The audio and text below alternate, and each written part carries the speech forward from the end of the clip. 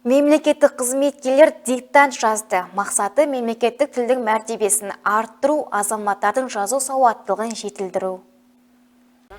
Республика көлемінде халықаралық қазақ тілі қоғамдық бірлестігінің бастамасымен мемлекеттік тілдің мәртебесін арттыруға, азаматтардың жазу сауаттылығын жетілдіруге, ұлттық бірегейлік пен тілдік мәдениетті нығайтуға бағытталған ұлттық диктант жобасы бастау алды.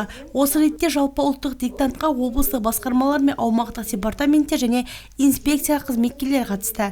Диктант мәтіні мен өткізу нұсқаулығы Қазақстан Республикасы Ғылым және жоғарғы білім министрлігінің тарапынан дайындалып берілді. Ұлттық диктант жобасының мәтіні ретінде Ахмет Байтұрсынұлының 1913 жылы Қазақ газетінде жарияланған оқу жайлы мақаласынан үзінді алынды. Диктантты жазып болған соң экранға мәтіннің түп нұсқасы шығарылып, қатысушылар жазған диктанттарын өздері тексеріп шығады.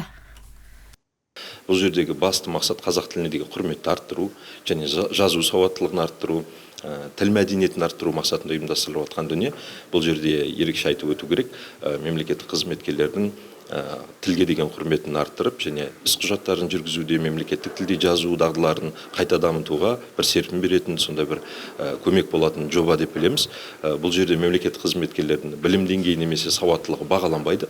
Жалпы тек машықтануға бағытталған жоба.